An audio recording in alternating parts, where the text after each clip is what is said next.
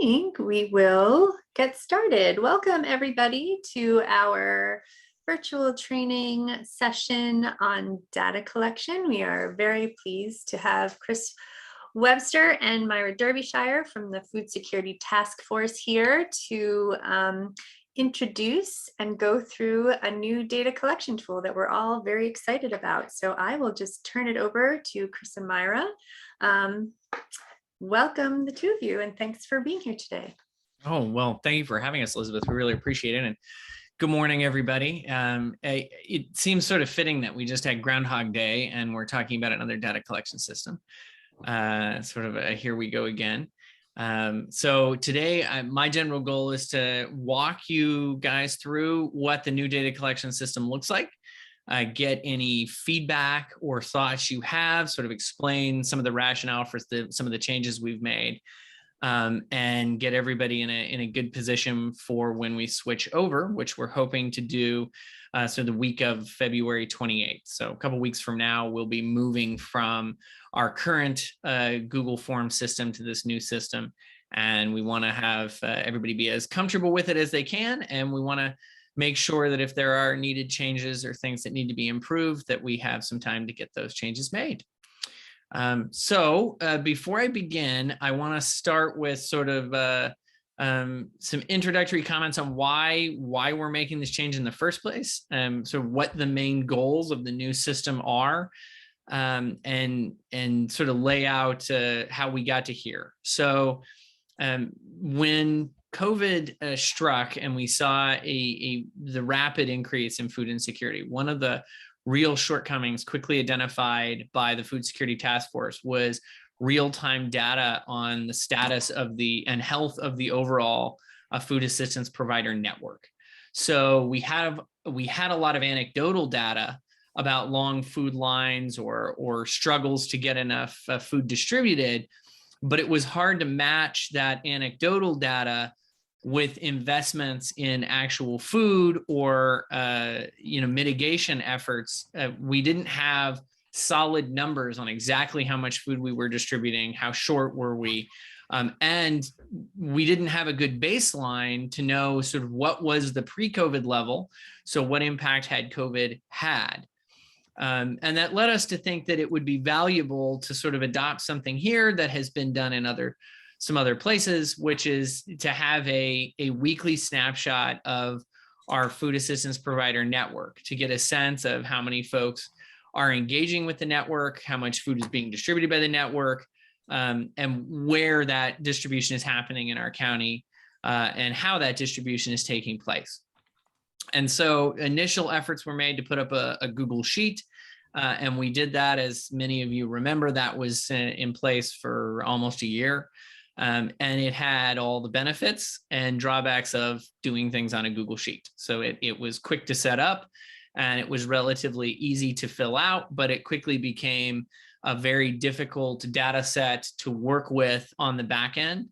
And I think it had it was a complete black box for providers, right? So you submitted information and it just went to question mark place for question mark purpose, and there wasn't a good feedback loop between the submissions and seeing it, the data show up in reports. It was used and it was put in reporting, but it wasn't articulated out to the community really in a meaningful way, because it was so hard for us to wrangle the very large and ever-growing Google Doc.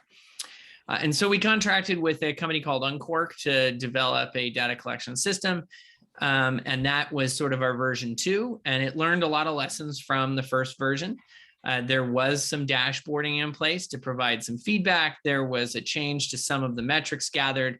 And on the back end, there was an actual database of information instead of just, a single ever-growing Google spreadsheet, which helped us sort of refine our metrics and understand a little better how to do the data analysis.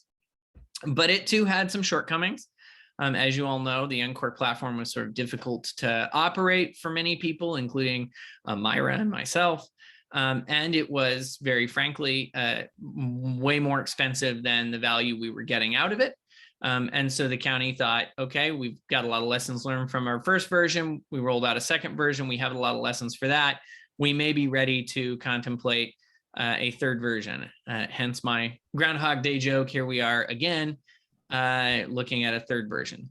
So heading into thinking about this third version, there were three main goals that Myra and I came up with after talking to a lot of folks who were regular submitters to our prior two systems. So the three goals that we came up with here were, one, we wanted to make this easier on providers. And I will show you as we go through this where we've tried to do that. We want this reporting process to be as easy as possible, understanding that filling this weekly report out is almost exactly the same amount of fun as doing your taxes. We want to make it as TurboTax-esque as we can. And I think we've accomplished that in some places. The second major goal here is to better match the data collected to the operational reality. So our prior two systems were very one size fits all.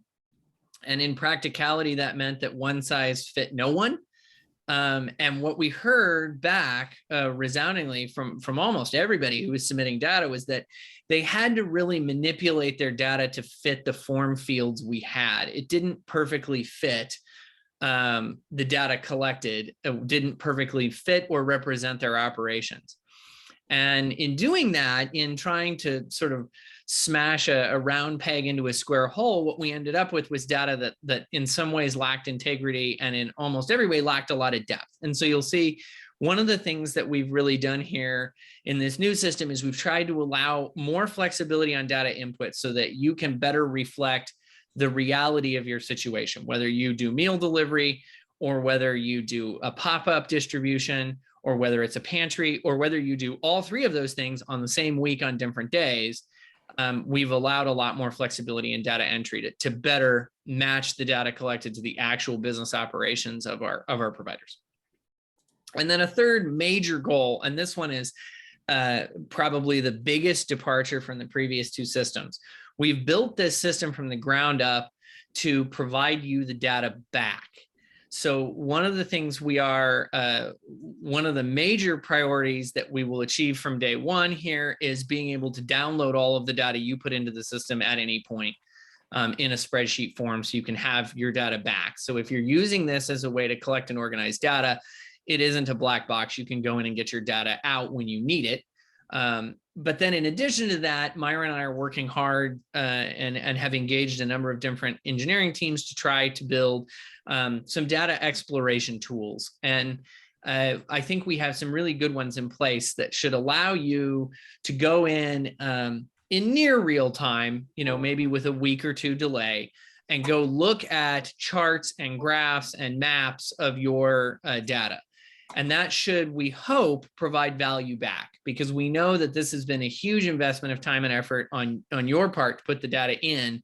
We want to show value to you in getting the data back in a useful, usable form and allow you to look at your data in the context of everyone else who is reporting.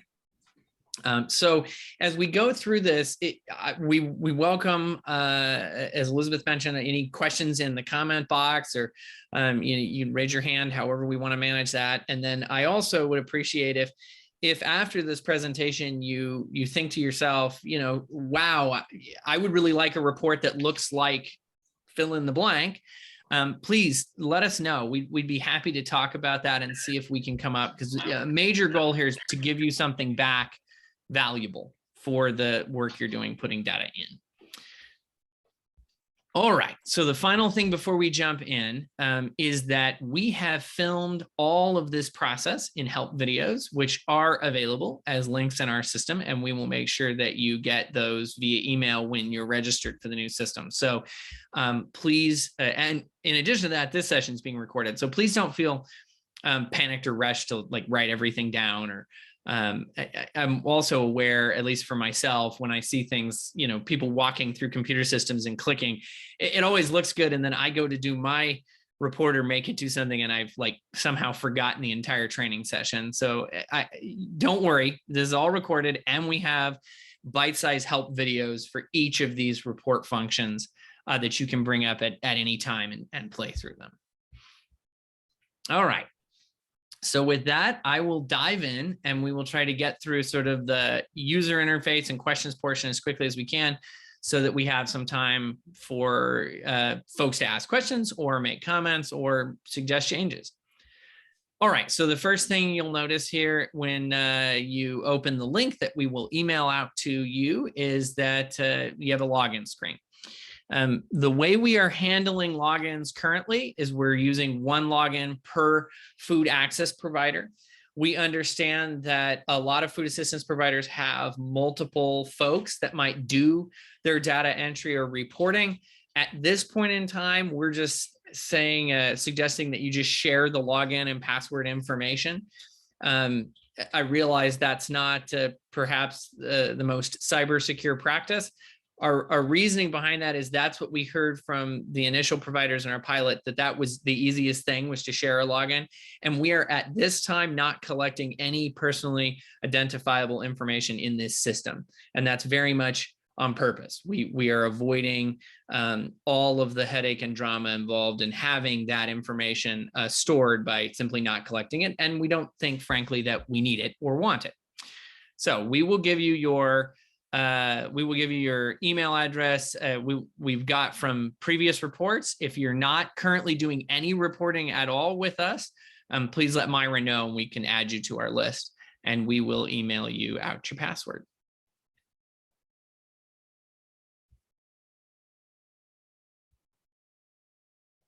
All right, so let me know, Elizabeth and Myra, maybe you can give me a thumbs up if this looks okay. Is the formatting okay? Okay, good. Sometimes on Zoom, my screen share can be a little odd. Proportions don't always line up. So, okay, so our new system has 3 main sections, and we will talk about each of those in turn, but I will walk through very quickly what each of them is right now. So the main place that you're going to interact with weekly as you fill out your reports is the reports to complete tab.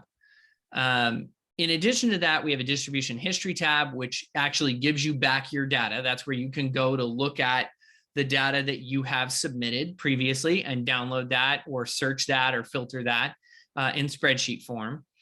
And then we have a tab here for to set up reoccurring distributions, which we'll talk about as we get into the reporting. Essentially, that's a function that should help you if your organization has distributions on a regular reoccurring basis. You can set those up, and that saves you data entry on those on weekly reports. So if you, the first sort of landing place that you're going to end up when you log in is the reports to complete tab.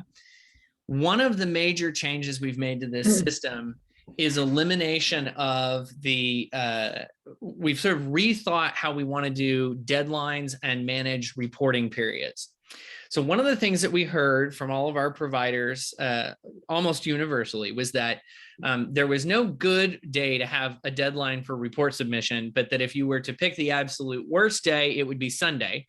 And of course, that's the day we picked. And so almost everybody was unhappy with that. And then the other thing we heard was that, very frankly, you know, sometimes there just is not enough time in a week to get the data entered, or perhaps you have a particular volunteer who shows up once every 2 weeks, and that volunteer is the person who's in charge of data collection. And so they would miss the weeks that they weren't there, or if, you know, heaven forbid they took a vacation, they would miss that week. And what we noticed in the data sets for both of our previous systems is what would happen is there would be no reporting for a period of time. And then what we sort of were referring to as catch-up reporting. So what would happen is everybody would just load all their stuff into a catch-up report. Unfortunately, when you map it as a time series and you try to do trend analysis like we're doing, what you see is nothing, nothing, nothing, and then a massive week, and then nothing, nothing, nothing, nothing, right? Because what's happened is they've loaded 2 or 3 weeks of data into 1 week's report. And that is not super helpful or useful. So in the new system, each Monday morning, in the wee hours of the morning, the computer generates a weekly report for that week. So it'll generate a weekly report covering a Monday through Sunday period for the week we're in. And it will make that available in your reports to complete tab. So when you come in here, you'll see a report for that week. Now, this is an example account, and I'm using example data. So the week here that's reported is a little bit delayed. It's from January, but I would have one from this week. And if I fill it out, it goes away. It disappears from this screen because it's no longer a report to complete. It's a report you finished. But if I didn't fill it out, it would wait here for me until I got to it. So if you say we're filling out reports every couple of weeks, when you log in here, you'll just see all of the reports that you need to complete waiting for you to complete them. And that way you can easily associate the data you provide with the actual time period covered by the report. So I'm going to enter my information for this report that covered the 24th of January through the 30th of January. And I will start that by clicking the report button. So while this is coming up, we can take a little minute. I've covered a lot already. Is there any questions or comments? Any thoughts so far?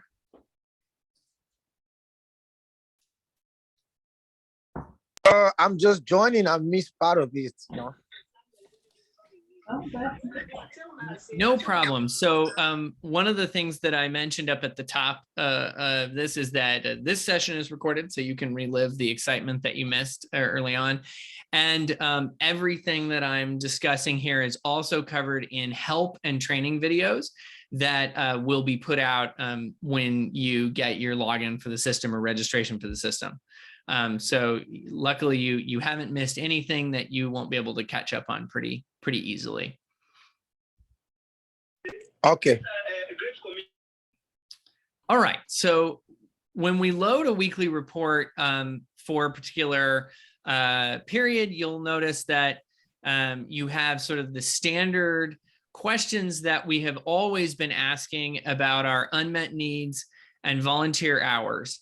And I want to address these first because we often receive questions about these. Unmet needs is the exact same field that we've collected in all of our previous reports. And I can say that just like in our previous systems, in this new system, Myra and I look at those and route them to the appropriate person every single week. So Marla can attest, she gets lots of emails based on things that people put in the unmet needs section, and leadership does discuss everything that goes in there. So that is still a #1 priority from us, is to have this reporting system be a feedback loop to collect information from you on a weekly basis. And we want you to be able to provide narrative if you're having issues or challenges, or you think there's something that leadership, the county or food council, whoever can help with. If you put in an unmet needs, we try to find a resource for you.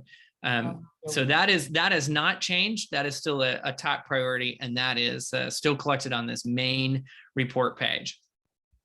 What has changed pretty significantly is the way that we want to collect data on the number of individuals receiving, number of individual engagements, pounds of food, and demographic information on those that you're helping.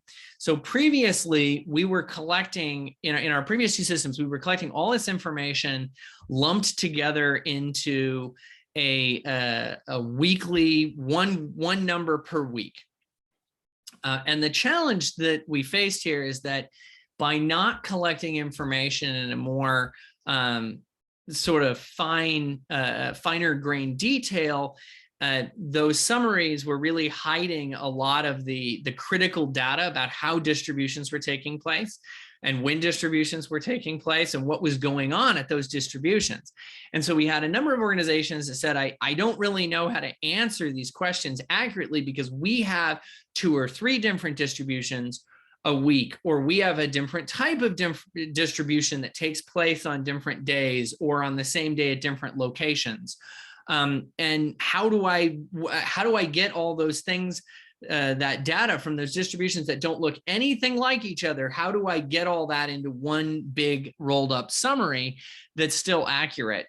And so we decided in this one, we want to take a data by distribution approach. And so what you'll see here, instead of a place to put pounds and individuals served in the traditional questions that we've been asking, instead there's a button here to add a distribution. And so you can add as many distributions as makes sense for your week. So if you had 3 distributions, you would add 3 distributions. If you only had 1 distribution, you would only click this once and add 1. So I'm going to add a distribution here, and we'll walk through what exactly is collected for each distribution. This is another significant change. Instead of asking, when did a distribution take place, and having a very complicated, and for those of you that navigated it previously, you sort of know what I mean here, but Uncork had a very complicated, relatively complicated system for, is this bi-weekly, bi-monthly, once every Wednesday and Thursday. It was difficult, and it never really accurately reflected what was going on. So what we have now is a simple start and end date for each distribution. So if you had a distribution this week and it ran all week, you distributed from a single location and you just distributed all week long, you would simply indicate that with saying it, started on Monday and then ended on the Sunday. If you had a distribution that was just one day, a pop-up distribution, or you have one day a week that you distributed, you would just put your start and end date on the same day.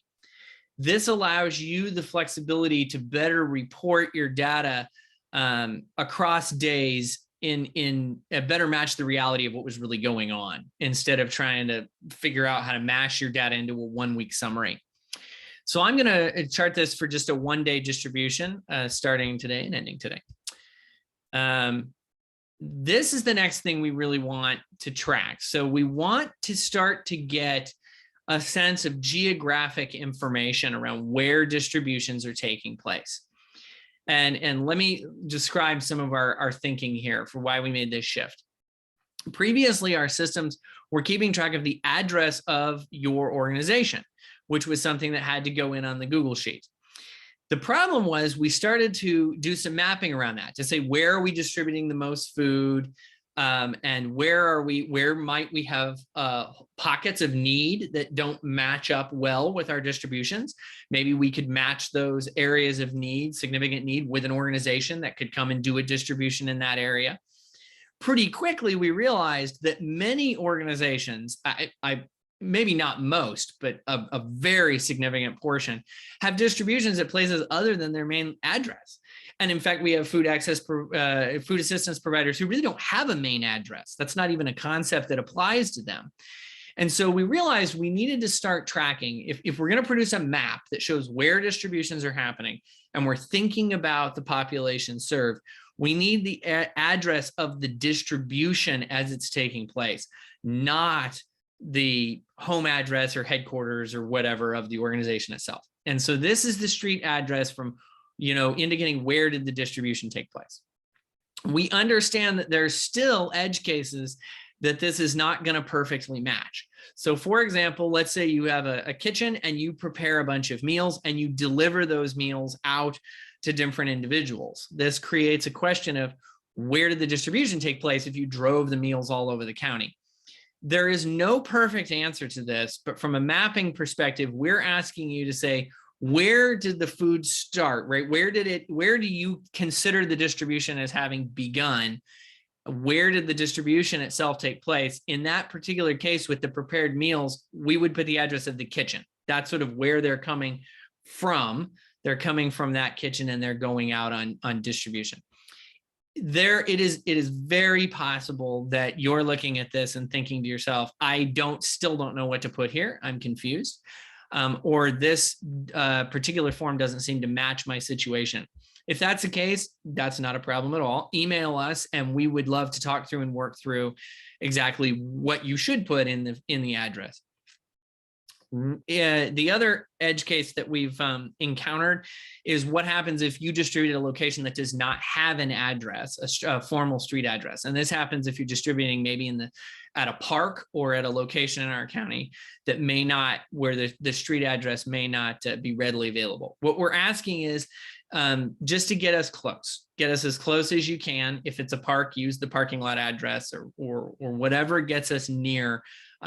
Just think, if you were going to put a pin on a map where this distribution took place, where would you put that pin? And that's what goes in this street address. All right, so I would normally fill this all in. I'm going to move on so we can get through this as quickly as possible. This is a new selection for distribution type.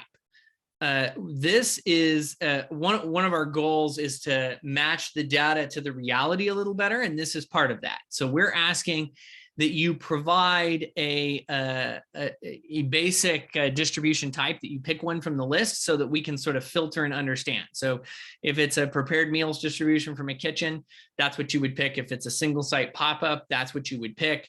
And one of the things we realized is that Myra and I are not in the best position to understand what type of distribution you're having. It's in fact very, very difficult to, very difficult for us to figure out exactly what should go on this list. And we're working with our pilot programs to sort of get that. But if you have a type of distribution that's not on this list, when you go to fill your report out, just email us and we will add it. We want to have a sort of community built list of distribution types that we can filter and organize data by. The next thing we're collecting information on that is new is a choice level. So one of the sad realities of COVID is that in trying to move a lot of food through our system very, very quickly and in a COVID safe way, we shifted, and I say we, I mean our community as a whole, not picking on any individual access provider or government agency, but as a whole, we shifted more to a no choice or limited choice model to try to accommodate drive-through, social distanced mass distribution. And we as a county have a goal of swinging that pendulum back in the other direction. There's a lot more equity in full healthy choice models than there are in rapid distribution models. And we completely understand that there's always going to be a place for low or limited or no choice distribution, just like we hope there will always be a place in our county for full choice distribution. What we'd like to understand is by distribution you have, what is the choice level for that distribution? If we can collect this information for the next few months, we can get a baseline. We can get a sense of what percentage of our distributions in the county are happening at what choice level. And that will allow us as a group to come back and in our strategic plan process that is led by our county and our food council, we can sort of start to talk about what are our goals around choice level based on this baseline. And so we have here the 5 choice levels. These are defined here for you. And these are pulled from the academic research in this area and sort of the universal definitions. So these are not definitions that Myra and I made up. They're pulled from the literature.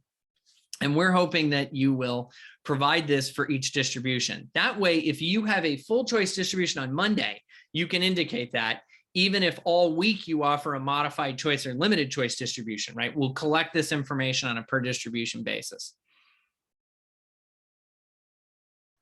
So I'm going to put limited choice here. The next things we want to collect is we want to understand if you are distributing educational materials and wraparound services at distributions. This is another place where we're viewing this as baseline data that we can start setting some goals around. We know that no one in our community is just food insecure, right? That's not really the right way to approach the kind of systemic change we want to see. We need to connect individuals to wraparound services. We also know that our food assistance provider network is doing an amazing job of trying to connect people with educational materials and in-person wraparound services. What we struggle with is by not really understanding what is being offered when and where and by who, how can we strategically improve that? How can we inject county caseworkers? How can we link organizations that might provide different in-person services with food distributions? And how can we make sure that educational and in-person services are matched up to the areas of greatest need when we map those out? And so we're going to, we're asking that for this, you select for this distribution, what educational materials were distributed. And then at that distribution, what in-person services may have been offered. If you offered an in-person service, you can pick that. Just like all the other dropdowns, if you offer something that's not on the list, just email us and let us know. We can put it on the list in seconds. It's very easy for us to do. We brainstormed this list and pulled this list from previous reports where you've indicated what's been done. And we tried to be as inclusive as we can. But I know there's so many creative things being offered in the way of materials and in-person services that there's going to be things we're missing. So just email us here and we'll get them added to the list. Okay, so that's a lot of information to collect on a per distribution basis. Let me give you the good news. The good news is if you have a distribution that looks more or less the same with maybe a few changes here and there on a regular basis, you can fill all of that information out one time in the reoccurring distribution tab, and that distribution will auto-populate with that information on this report each week. So if, let's just say, for example, you have a pantry where you do a weekly distribution that's open Monday to Friday, and at that you offer the same services, it's at the same location every week. You would put that in as a reoccurring distribution, and when you went to fill this report out, you would be all the way to this point with everything pre-filled for you. You would be able to make changes, like, for example, maybe you didn't have legal services this week. You could just simply remove it. Maybe instead you offered medical dental services. You could add that easily, but it would be pre-filled with your pre-fill information. Hopefully that will help you move faster through the report, because we do realize this is exactly as fun as filling your taxes out. So we're trying to keep it as painless as possible. All right, so this is sort of the last major change and the last big section of the report to cover. So we're getting there. We would like, there is tremendous value in understanding where the individuals in our community that are showing up at food distributions, there's tremendous value in understanding where that population is coming from. The value there to us as decision makers and to support our strategic thinking is that we don't want folks coming a huge distance to a distribution, right? We want distributions to be sort of conveniently located. And we would like to understand the travel patterns of individuals showing up at distributions to better serve them. We can identify pockets of unmet need, and we can identify where and when and how we should be allocating resources. Right now, we are blind to that information. We don't have it. We know where we have distributions, and we know which distributions are relatively busy or where demand seems to be. And we have census information, and we have USDA poverty information on where we think pockets of high poverty or pockets of particularized need may be. What we don't understand is how far people are traveling to get food and services. We don't understand how often they're getting services. And those are real blind spots for us. This is our first baby step to trying to get that information. What we would like in an ideal world is if you're having a distribution and an individual, or family shows up, you would simply ask them and keep track of what zip code did you come here today to get your distribution. If you were working at a job across the street and you came over, then that's the same zip code as the distribution. You came from work, your work's here. If instead you came from your home and your home is 4 zip codes over, you would just say, what zip code did you come from? That way we can understand the travel patterns of folks showing up at our distributions, and we can start to do some strategic work around that. We understand that for individual food access providers or food assistance providers that have registration systems, this may be easy. This may be a report that's pulled out of a registration system for the folks that you pre-register or have regular engagements with, and you know where their home address is, and so you can probably find their zip code pretty easily. We understand that for others, this is information you have not collected before. Maybe you've thought about collecting it and haven't. Maybe you've never thought about collecting it. We understand that there are folks for which collecting this information is not going to be consistent with their organizational goals, priorities, or reality. That is to say, more simply put, there are going to be distributions where you did not collect this information. And that's why we have this drop down asking, did you collect zip code level information for this distribution? If you did not, you would say no. And what you're going to get is a report that looks exactly like the existing Google form. It's going to ask you households served, pounds distributed, and then demographic information if you have it. That information, again, is by distribution. So this would be for this distribution if we didn't have zip code level data. If instead we did, and we're hoping that over the next year, we can move more and more of our distributions to a operation that does collect basic zip code level data, you would say yes. And you would be offered two options here. Option number one is a manual entry of your zip code information. So I'll walk through what that would look like. You would click here and you would say, okay, the first zip code was 20814. And if I add up all the people that came through my distribution that came from 20814, that looks like 1,000 pounds and 100 individuals from 10 giant households. And if you collected this information, you can put that as well. We want to collect the most detailed information from you we can. And so we've added all these fields to fill if you have the data. That is not to say that you are, required to fill all the data out or to make things up if you don't collect data. We've made it available if you have it. Please put it in. That's great. If you don't have it, we get that. Leave it blank.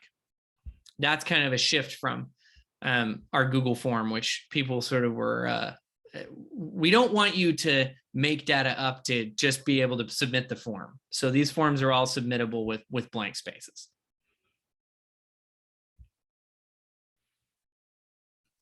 All right, so when we do this, we can go forward and add each of these zip codes.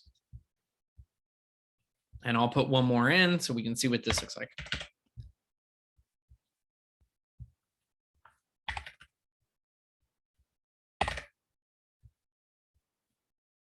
Okay, so I'm sure we've talked with a number of pilots about this, and we have pilot programs actually filling out the data information weekly, and we've gotten some feedback.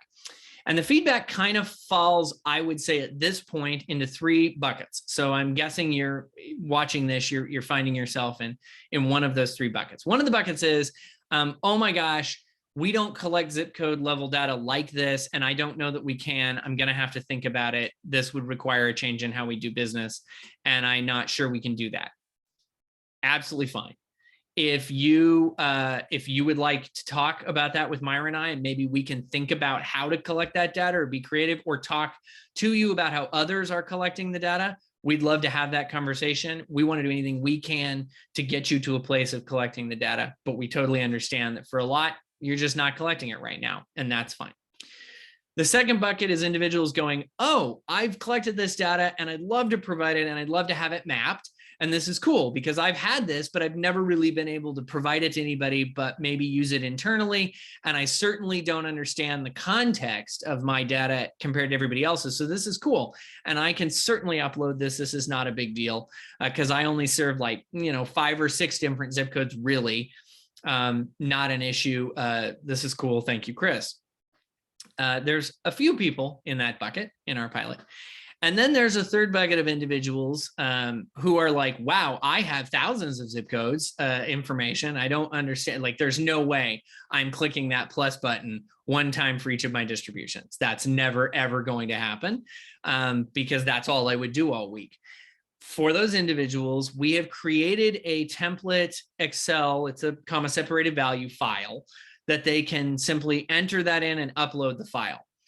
If you're in that category, you say, I have this data, no problem at all. And I'll be forthright with, we developed this in consultation and work giving a shout out to them for being patient and kind with us, with Mana, who, when they looked at this, went and said, yeah, I'm not doing that. There's no way that as Mana, we can put our, we serve somebody in every zip code between all of our distributions, and we have the data, but there's no way I can do manual data entry one at a time. We've worked with them to develop a template spreadsheet that can be filled up and uploaded. And when you upload it, the system will automatically vacuum it in. If you're in that situation, we're just asking, shoot an email to Myra and I. If you say, I've got it in bulk and I have it in a spreadsheet, I would much rather submit it that way.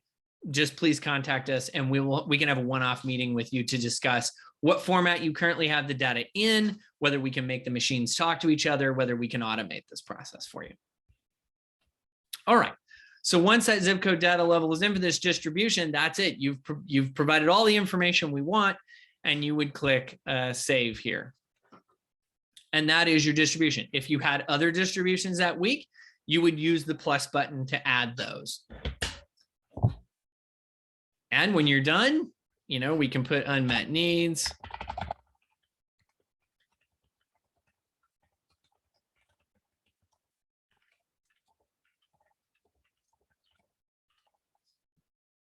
And how many volunteer hours?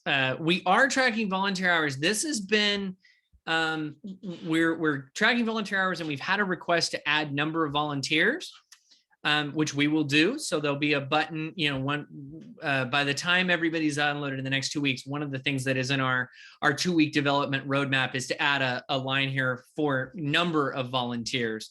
It's interesting. This started out as something we didn't know was going to be a critical data point, but I think what we've heard from many providers in the last, especially 6 weeks, the post-Christmas Omicron crunch, is that volunteers have been as critical to operations as food, and that's been a major gap and unmet need. And that is a need that sometimes we can help with, but we want to understand that as well. That's definitely a data point that's useful to us. We've also heard from a number of providers, they would like to track their data here on volunteers and averages, so that when they go out and celebrate their success, they can have rolled up aggregate numbers of volunteers. And for forecasting, they can see roughly how many volunteer hours they're using in a week and how that correlates to the distributions and those kind of things.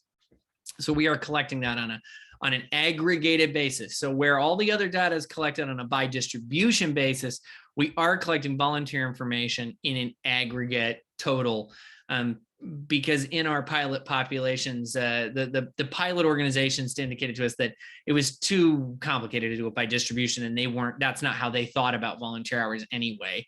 They were thinking about them as a whole.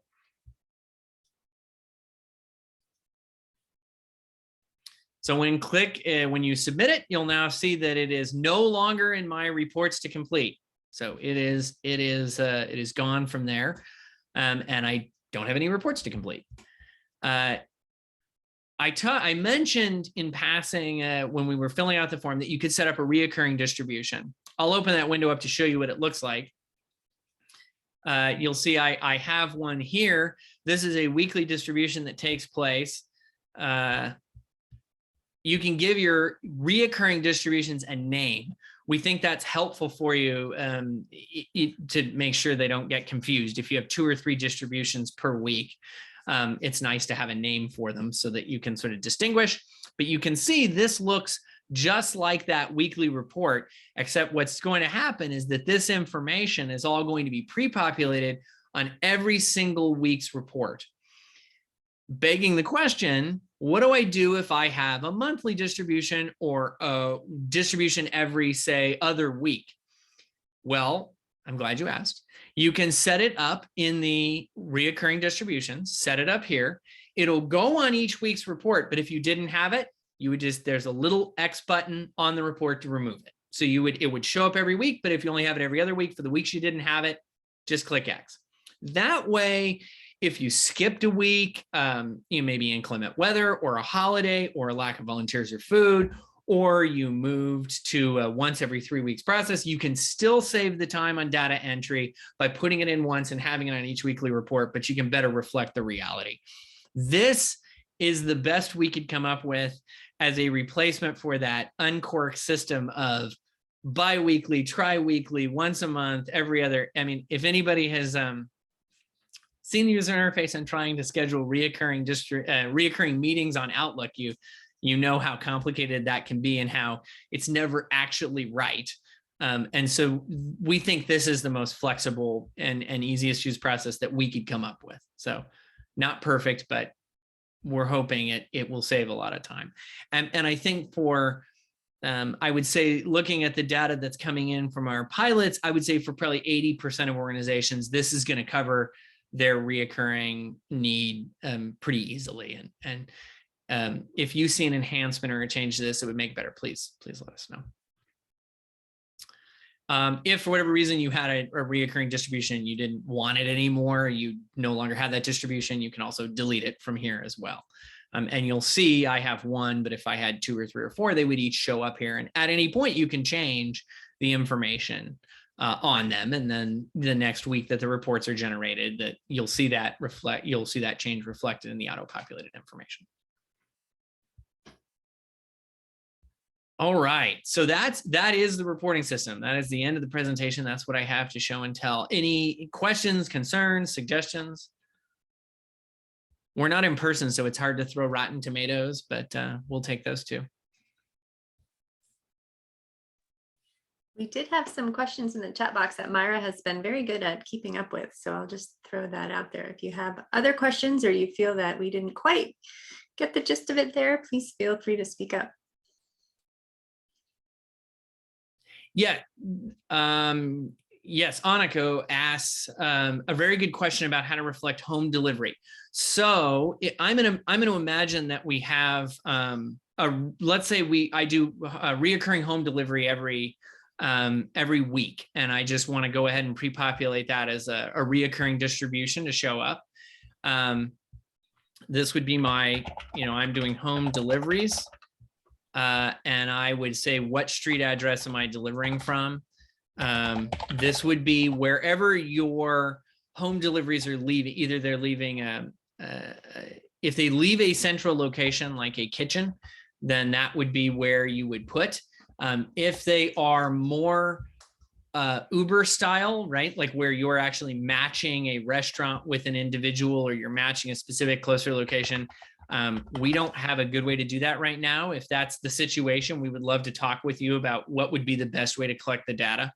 But if it is coming from a sort of, the drivers are picking the meals up from a centralized location, we would put that in here. So I'm going to put this at the completely randomly made up Main Street location in Rockville. All right. And then under type, we could say, well, this was a home delivery type. And then you would indicate choice level, which would still apply here. Was the food packaged for the client with no ability for them to choose what went in there, or did they have some limited choice? I mean, what was the menu of meals delivered, and what kind of choice did that have? So typically, full choice is not even offered at most fast food restaurants. So we'll go ahead and say probably the answer is limited choice here. Did any educational materials go out, or did any other in-person services were they provided? Probably not, but we'll say maybe a nutritional pamphlet went out with those, so we can, we can put that in there, and then I can save this. And if you give me 1 second, I can show on a.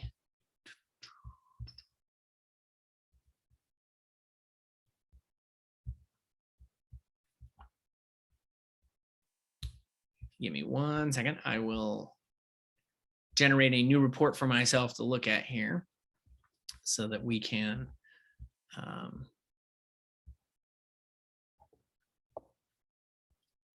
see what this looks like very quickly.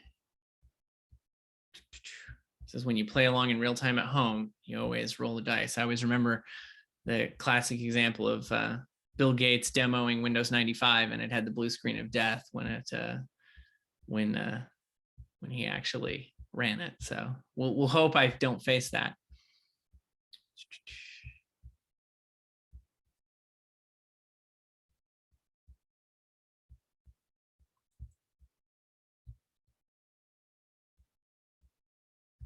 So we'll see.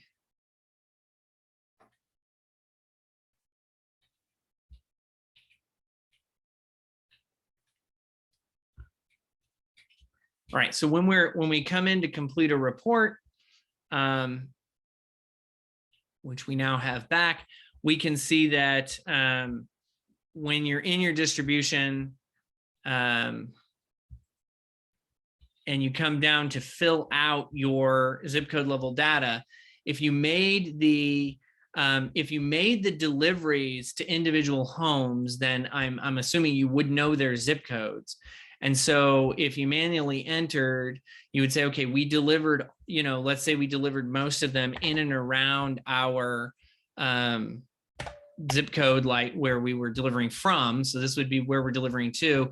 You would skip pounds because pounds doesn't make any sense for meals. You would simply say how many prepared meals were served. And we'll say we delivered 100 meals in this zip code. And then if you have information on individuals, which you probably do if you're delivering to families, you can put that in. If you don't know individuals, you probably know households. Where did these meals go? To how many households did we deliver them? And then, if you have the demographic information, you would put that in. And then when you submit that, now you've got, you can see we've delivered, 100 meals to 25 households. And that would be your zip code level data for 20853. All right, Annika, does that help? Does that answer a little bit? Yes, thank you. That was very helpful.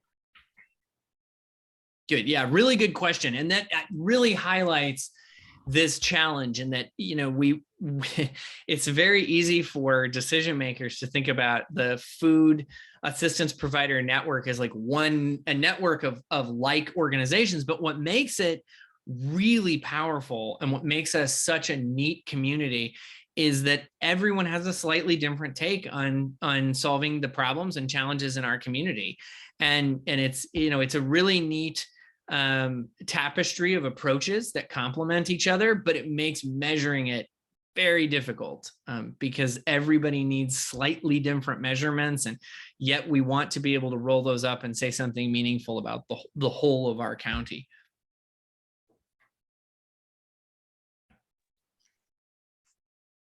Chris, I had a question about where you are in the rollout process. I know you've had some pilot folks and this all looks spectacular. Do you have dates by which people are going to start using this? And do you have ideas about, or where are we in the sort of feedback loop on some of the distribution history information and what people can start to take away from this? Yes. And when that might happen? Yeah, those are great questions. So our goal is we will start emailing out registration links to folks, indicating to them to move from the Google Doc to this system the week that starts the 28th. So it's kind of that first partial week of March. Our intent is to roll folks off in waves. The reason simply being that we want to provide as much customer support as we can. And we want to be as customer friendly and available to you as we can. And if we try to do everybody all at once, that's going to divide Myra and I up. We haven't quite figured out how to clone Myra yet, so we could have like 10 more of her, which is what we really need. And so we'll probably do waves and try to do a dozen or so providers a week starting that, the 28th February. So that's the first question there. The second question is, where are we in the feedback and data exploration tool? Right now, we are collecting information from our pilot programs. They've each reported on 1 week. So we're working out some kinks in the system there. But I do have some made up data that I can show you to demo what our data exploration tool is, what we're thinking about and how it might look. So I have put some information in this data collection tool just for our service consolidation hubs, which we consider for some of our county reporting requirements a little bit different.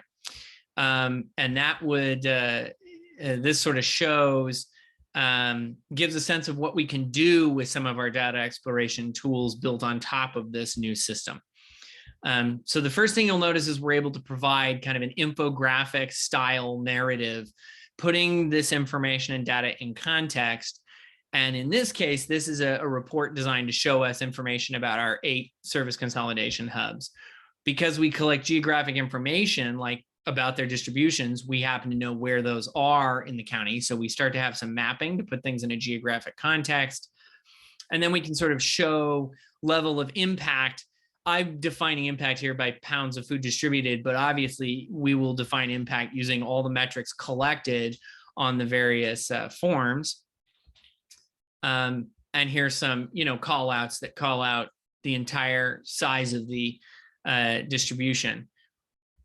And then we do some trend analysis. Now I've only got 3 weeks of data in here, so they're pretty boring trend maps, but you can imagine as each week goes through, we'll have a searchable trend map for, what period do you want to see? You want to see pounds served trend over the year, over the quarter, over the month, you would be able to put this in here. What makes this system particularly neat and why we sort of decided to go with this is that if I go back to the top here and I pick, so I'm going to pick out, I'm going to pick on Gaithersburg Cares. And again, this is example data. Now you can see everything in this report is for them. So now the pounds served, the volunteer hours, the diapers distributed, and the individual served is for them. And all the trend analysis is just them. So you're starting, this way, you can pick out, you can see I've picked out one hub and I'm looking at individuals served for a particularized time period. This allows you to slice and dice the data to see your particular reports and information, but it also allows you to go in and pick as many hubs as you want or as many providers as you want once we get everybody reporting on this system, and you get data that just combines all 3 of those.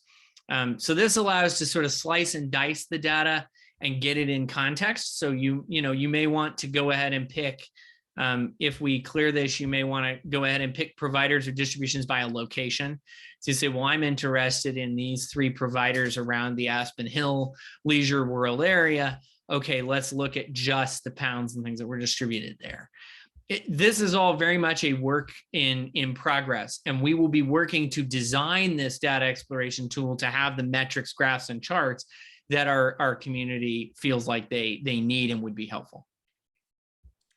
This is so great to be able to see this visually. I mean, in terms of feedback, I think of all of the reports that we're all filling out for funders and things like that. So I just see so many different tools available to us now that will be great to deploy. We had a couple other questions in the chat box from Dr. Cisse about giving out produce boxes and trying to fit like how many boxes he distributes into the intake form there.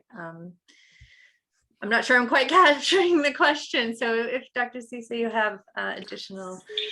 Yeah, what I'm trying, the question is, we distribute both shelf staples and produce boxes and proteins, but in the drop box that Steve was showing, it shows like full choice and stuff. So how do you, okay, right there, like no choice, limited choice, modified choice, full choice.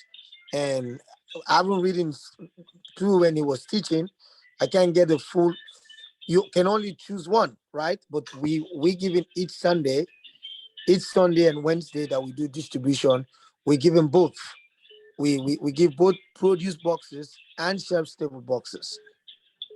Plus So the protein. So how do we enter that? Right. So the question would be, are your boxes, are these prepackaged boxes that are handed to individuals, or do individuals get to choose what goes in their box? No, we do have, they are already pre-packaged, because sometimes we pack, sometimes we got from cafeteria food bank already pre-packed, and we pack them too. Yeah. Okay, so it sounds, yeah. It sounds to me, and I'm happy to have a more detailed conversation offline to understand, because like I said, as many providers as there are approaches and business models. But it sounds to me like this would fit into the food is packaged in boxes before they arrive, and each client is given a box or a bag to take home. So that sounds like it would fit the no choice model. If you allow some level of choice, like say that the clients receive prepackaged box of foods, but they can make a selection to add a few items. Usually that's done with like a selection table, maybe at the end of distribution, that has a few fresh things or a few specialty items, and they're able to choose. Then that would be limited. If they are able to tell volunteers what they want in their box, then you're into sort of the modified choice and above. Like for instance, yesterday we had our midweek distribution. We have some clients that came and they pick up the produce box, the shelf-stable box, and in the produce box, she picked out and said, I don't want onion, I don't want this. So all of those ones, they were in the pre-packed box already, but left out the onion, and I think was it cucumber. So some of those ones, they don't want it, so they left it, but took the rest of the other things that were in the box. And sometimes we got them, because every Sunday, on the Sunday distribution, we have the shelf stables, we have the produce, and then we have proteins that involve like chicken, eggs, and everything. Some of them will say, I don't want eggs. So we don't know how do we, and which of course we already prepared to give everybody eggs, chicken, shelf-stable box, produce box. But some of them, I don't want this, I don't eat this, I don't want pork, I don't want chicken. So how do we enter that into the system? Yeah, that's a great question. And I will make sure to change some language here to clarify. So to clarify, we are tracking the choices that they get to make about what is included, not choosing what would get taken out. So in your description as described, that would still be a no choice distribution, because they are not getting to actively say, I want instead of eggs, I want XYZ, right? So that would be, and if you feel like you're offering, say, different protein options, and you're saying, which one would you like inside your box, that would be a limited choice. So you would giving them a standardized box, but they would have a few items to pick from. But if they're simply taking a pre-packed box and saying, I don't want this because I won't use it, that's not really them making a choice about what goes in their box. They're simply removing things from a pre-packed box. So we would put that in a no choice category. But this is an exercise, Dr. Cisse, in best judgment and what do you think best reflects your organization. So I'm happy to have a more detailed conversation if that would help. But we, at some point you have to pick off the list and just go with what you think best fits the reality. Does that help? Thank you. Yeah, it does. Thank Good. you. I see that Anne-Marie has her hand up, and I noticed the time. I want to be mindful of that, but we do have a few more little comments that we want to fit in. Anne-Marie, did you want to add something? I just wanted to follow up a little bit on what you were saying, Elizabeth, and one just to Chris and Myra, that I think this is a really beautiful system, and I'm really excited about what everyone participating in it can use this data for the future, for planning, for reviewing. And I definitely want to be sure to extend and follow up that, kind of whenever you feel like, you've had enough trial time and there's enough data, so whether it's 3 months, 6 months, that you come back to a food security community call and share that with us and how folks can use it. Because I'm really interested specifically in the neighborhood look. So if a food assistance provider can't do a distribution that week, do we see rates go up at other local food assistance providers? I think there's so much great data that we'll be able to get from that. So I really just encourage people to use it as best they can. And I do also just want to plant the idea for kind of how this can really be kind of like food stat 2.0, since, that hasn't really been contributed to during COVID. And, thinking about future connections between those two systems so we can really kind of get like the best of both worlds moving forward. Yeah, well, first of all, thank you so much. We appreciate like I said, we are fully aware this is exactly as fun as filling out taxes. So having the system described as beautiful makes my heart smile. So thank you, Anne-Marie. To give you a sense of roadmap, because you brought up an interesting point with the food stat. Right now we've got to get this up on its feet and get our Google Doc replaced, which is what we're doing, and that should happen. Then we'll get some data to start working with. And yes, we would love to work with you and the Food Council and everybody on that community call to say, what do we need? How do we need it? How do we automate the reporting?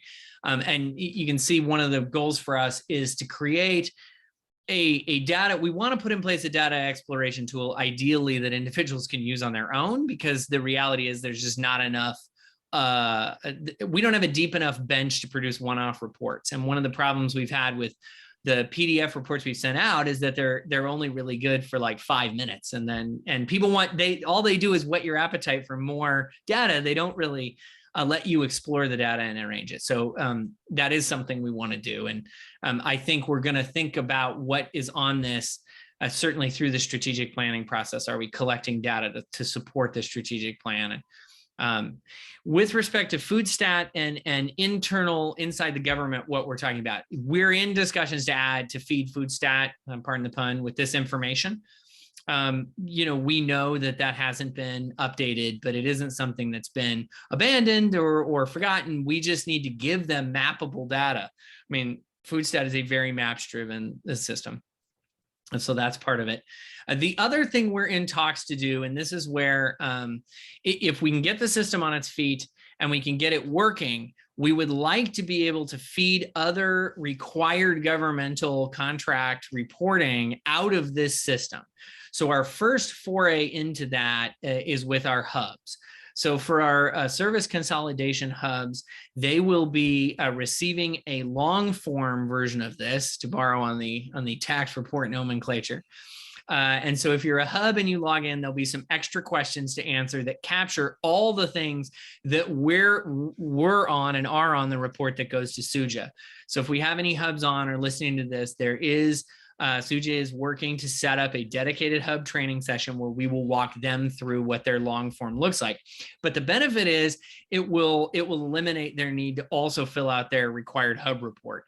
We'd like to expand that eventually to include more of the reporting that we know. And one of the things we heard overwhelmingly is this was yet another report, and we already report to grant. We report on this grant, we report on that grant, we report on this program and that program, the other program.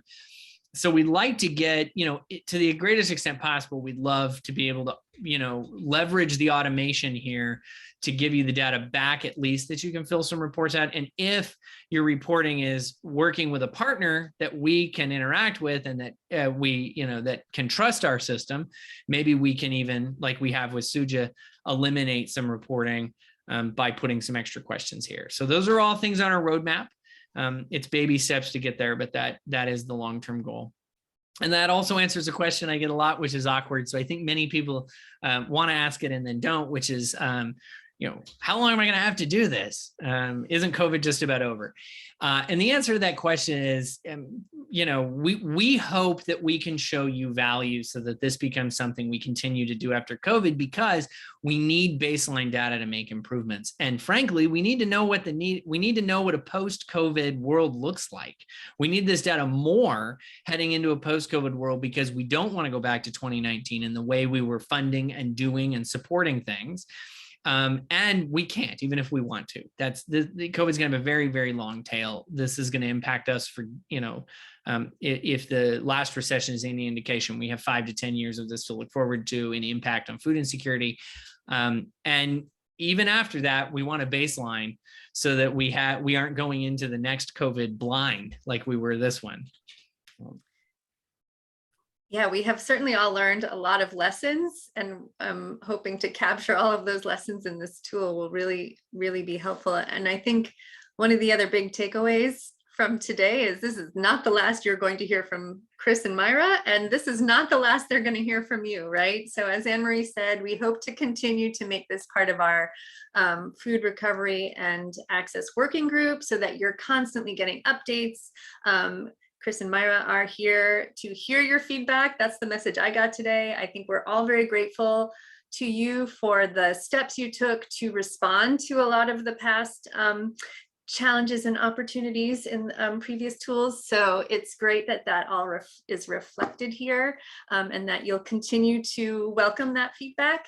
I think we still had a couple of questions about when this is all happening. And it sounds like, Chris, what you said was that you will be invited with a registration link in waves so that they can ease everyone into the process. So again, not the last time you're going to hear from us on this. Is that correct, Chris? That's correct. Yep. And we will start the first wave of invites will go out the week of the 28th, and it'll be a few more every week until everybody is covered. So in the meantime, just keep filling out your Google Docs until you hear from us to switch over to the new system, and you'll get an email with your registration information. And the last thing I wanted to say is we will follow up this training with a copy of the recording, any materials or information here that we can put in the email to you as well, and we will do that. We'd also ask for your feedback, because my immediate question now is like, do you all have the tools to collect this data? And you've been doing it for a while, but how can we help support you and improve on those processes so this interface with the tool becomes easier for you? So immediately, that's what I'm thinking. Send us your thoughts and questions about that or other training or things that would be helpful to you to make this process more seamless. I'm going to launch a quick poll. I know we're losing folks because we have gone over time. If you could give us your feedback in the Zoom poll, we appreciate it. Otherwise, we might just ask you in our follow-up email. I don't want to cut it short, but we are over time. So I did want to also just sincerely thank Chris and Myra for their time in putting this together and explaining it all to you. And we, oh, it looks like I cannot launch the poll. So never mind about that. But thank you to Chris and Myra again. And please, everyone, reach out with your questions, comments, concerns, all of that. And we look forward to seeing you hopefully at our next community call on February 14th. And I'll keep the line open here if anyone has burning questions that didn't get answered, but to the rest of you, thank you so much for joining us.